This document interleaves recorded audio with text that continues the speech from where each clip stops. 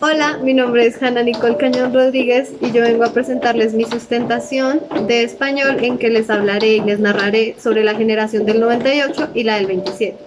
¿En qué consiste la generación del 98? La generación del 98 es el nombre que se le da a escritores, ensayistas y poetas españoles que fueron profundamente dañados por la decadencia de España, por la guerra hispano-estadounidense, en donde perdieron a Puerto Rico, Cuba y Filipinas, exactamente en el año 1898. Todos los escritores y grandes poetas de la época nacieron entre 1864 y 1876. Dado el contexto histórico, la generación del 98 resultó siendo muy crítica, tratando de arreglar las normas sociales y la situación política del momento. Frente a todos estos cambios que estaban pasando, los grupos de autores decidieron renovar y volver a formar todos los moldes impuestos hasta la fecha dentro del ámbito literario. Entonces, como resultado, crearon unas formas de expresión diferentes, como la novela impresionista, los dramas filosóficos, el esperpento, y entre otras cosas como el teatro. Esta generación también fue denominada como la generación de plata o la generación del desastre, ya que tenían un pensamiento muy crítico y pesimista sobre España en el entonces. Ahora vamos a hablar un poco sobre la generación del 27. Esta generación fue un panorama cultural en España que se dio a conocer en 1927 gracias al homenaje por el poeta Luis Góngora. Esta generación también busca un cambio, entonces tienen un compromiso con el pueblo, los invitan a participar y tratan de concientizarlos de todo lo que está pasando. En España empezó una guerra civil gracias a la dictadura de Francisco Franco, por lo cual en España aumentaba más la pobreza. En la generación del 27 empezó un poco la poesía vanguardista o de por sí el vanguardismo.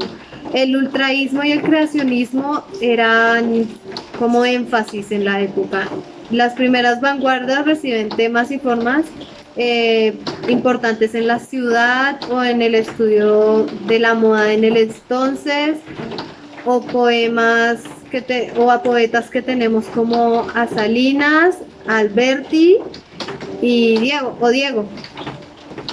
Primero voy a hablarles un poco sobre la generación sobre autores de la generación del 98, como a Miguel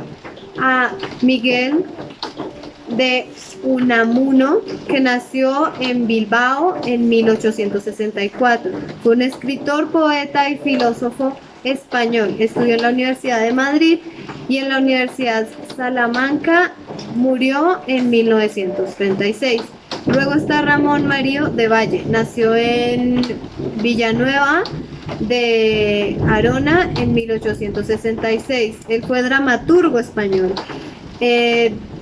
Estudió derechos gracias a la muerte de su padre y se fue a México después de un trabajo, luego trabajar de periodista. Murió en 1936. Ahora voy a hablarles un poco más sobre importantes de la generación del 27. Tenemos a Pedro Salinas. Sus primeras obras influenciaron bastante ya que eran vanguardistas. Aparecen en el mundo moderno y el humor incluido en Presagios, que era una de sus obras, que fue en 1933, Razón de Amor, que fue una de sus obras escritas en 1929, y Fábula y Signo en 1931. Luego tenemos a uno como los más importantes, que es Federico García Lorca. Sus obras eran extraordinarias en calidad, siendo una evolución una de sus características por la diversidad y la unidad. Sus primeras etapas, escribió una que se llama Primeras Canciones, que fue en 1922, Suites, que eran 1926, Canciones, que fue en 1927. Tenemos una que se llama La tercera etapa, están Diva. En la tercera etapa fue Diván del Tamarit en 1940. 6 poemas gallegos, disculpe, en 1935. Y en esa misma época escribió Sonetos de Amor Oscuro, y en 1935 también escribió Llantos por Ignacio Sánchez Mejías. Luego tenemos al escritor Luis Carnuda. Su obra, reunida en la realidad y el deseo, se consideraba una de las biografías espirituales establecientes de la etapa con aspectos comunes. La estropección lírica, el amor y la belleza de la naturaleza, la fugacidad del tiempo y el olvido, el deseo, el paraíso perdido y la soledad. En sus primeras etapas escribió Perfil del aire en 1927, Egloga, Eliga, Oda, que fue en 1927 y 1928, Con quien espera el alba en 1947, que eso fue ya en otra etapa, en la etapa de exilio. Y una de sus últimas obras fue Desolación de la Quimera en 1962.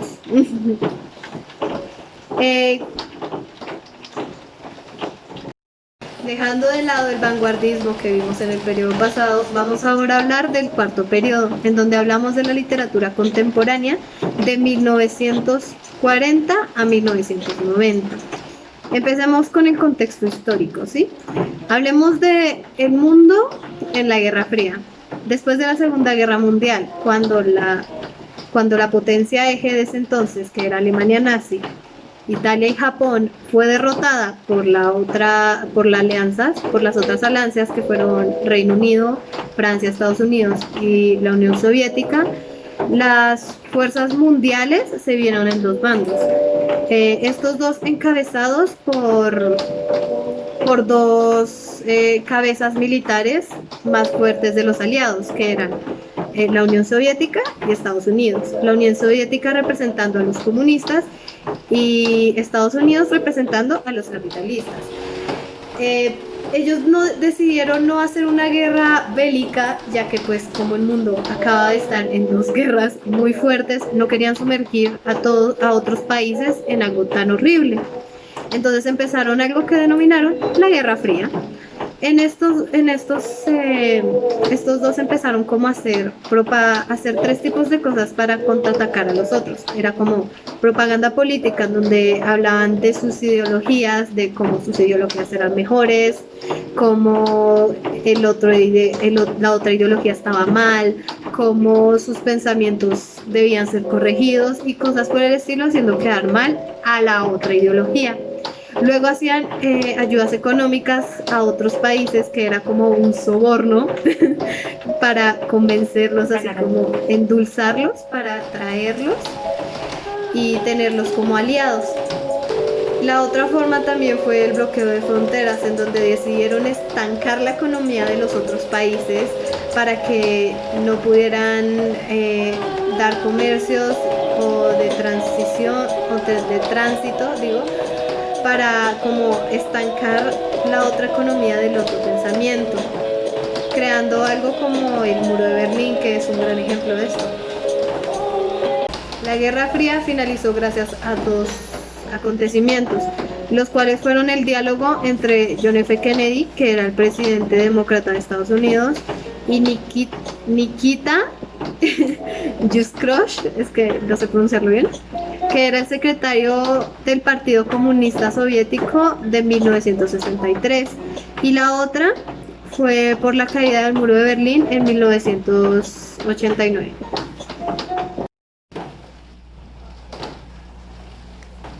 Ahora vamos a hablar un poco de España durante la misma Guerra Fría. España fue liderada por una ideología llamada el franquismo, que fue creada por Francisco Franco de 1939 a 1975. Esta ideología hizo a España un país muy aislado, que entró también en una crisis económica y social muy fea. Entonces Estados Unidos vio a Franco como un posible aliado que podría ayudarles a vencer el comunismo que se esparcía por Europa. Recordemos que Estados Unidos era capitalista. Entonces cogió a Francisco y lo convirtió en un aliado y le permitió entrar a la ONU. Además, durante los años de desarrollo, que era como en la década de 1960, los países, el país como tal, recibió mucha ayuda de las potencias norteamericanas, lo cual le permitió el despegue industrial, el desarrollo de transportes, la inversión internacional y las aperturas turísticas. El avance económico no significa el confort político en España, lo que quiere decir que después de la muerte del general Franco se convirtió en un inicio como un periodo de transición, ya que si bien en 1969 Franco había dejado como sucesor al rey Juan Carlos I, este rey tuvo que dar el regreso a la democracia por medio de una constitución política para garantizar así la continuación de la monarquía en España.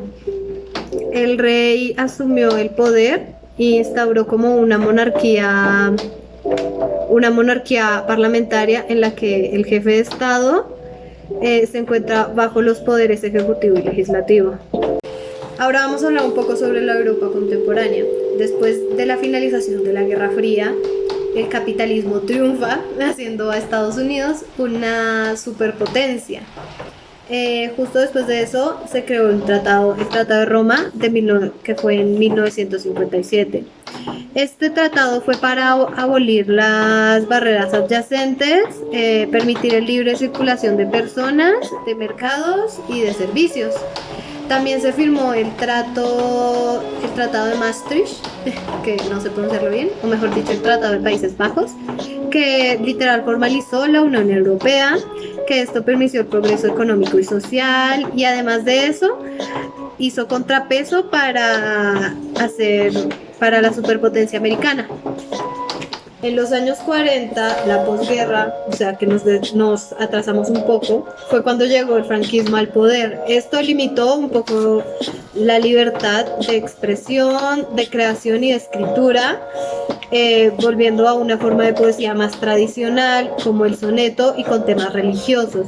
La poesía también tomó un tono más nostálgico, autobiográfico o hasta narrativo.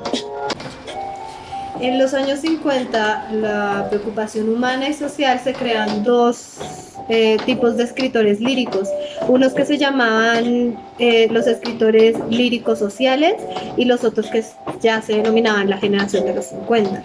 Los líricos sociales tenían un estilo de escritura menos estructurada, un verso más libre y un tono más de denuncia. Se interesaban mucho por la escritura, por los problemas sociales y económicos, por el modo de organización de la sociedad y por sus sentimientos personales. También, habían muchos exponentes de esto, como Gabriel Celaya, que fue de 1911 a 1991, José Hierro, de 1922 al 2002, y Gloria Fuertes, que fue de 1917 a 1998. Ahora hablaremos de la estructura lírica de la generación del 50. Estos fueron poetas nacidos en los años 20, lo cual vivieron la guerra civil y también la dictadura. Estos fueron apodados también como niños de la guerra. Utilizaron su poesía como un instrumento de conocimiento. Ellos se preocupaban por el lenguaje, utilizaron a Machado como referente estético de la poesía, se interesaron mucho por el humanismo, o sea, la situación humana, y el intimismo, o sea, la preocupación íntima. Ahora hablaremos un poco de la narrativa de la segunda mitad del siglo XX. Esta es a partir de 1950. Esta se divide en dos, las novelas del periodo franquista y las novelas del periodo de transición y democracia. Las novelas del periodo franquista fueron durante las décadas de 1950 a 1960. Estos tenían pensados como estructuras o características de sus textos, la crítica aguda y a la vez sutil, la narrativa objetiva y la denuncia social. Luego de eso hablaremos un poco de las novelas del periodo de transición y de democracia. Estas tenían un pensamiento global y universal.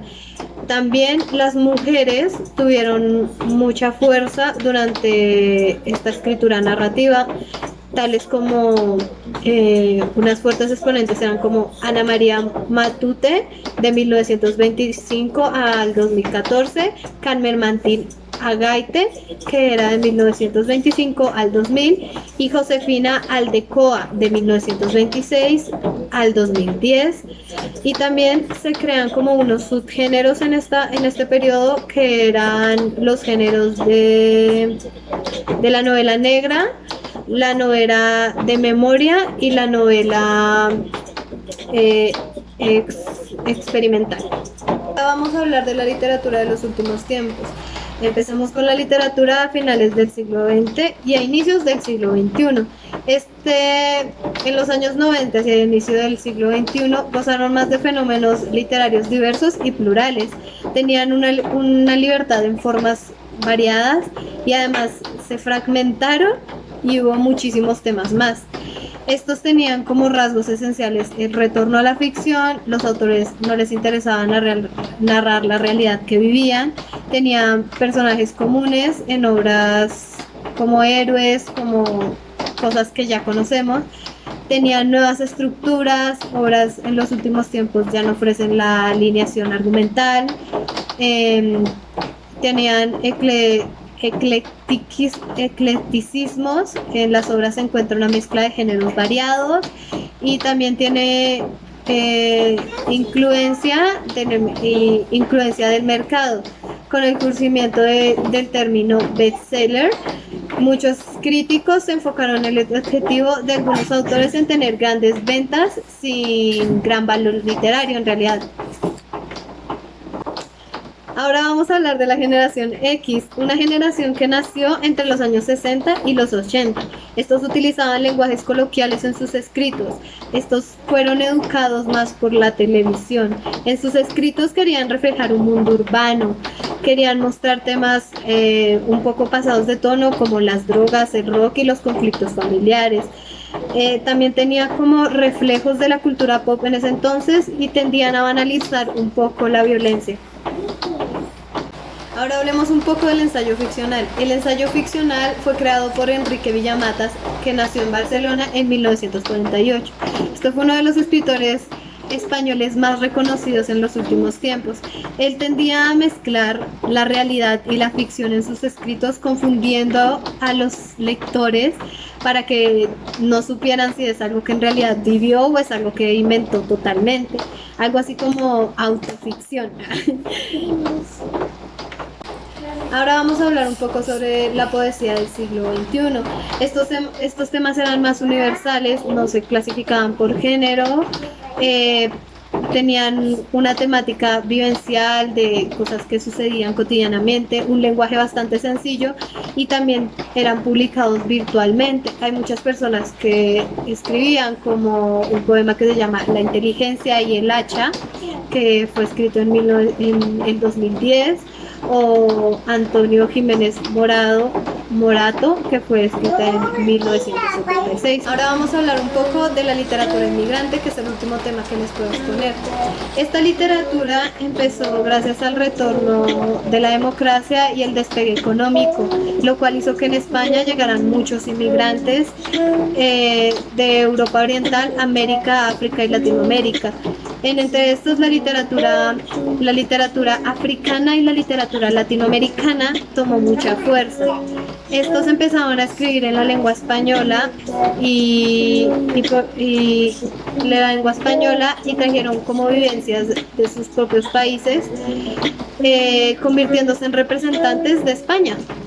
Con eso terminó mi podcast, espero lo hayan disfrutado bastante, me esforcé mucho en hacer que los temas cupieran en el tiempo límite y espero esto ayude en mi nota. Gracias.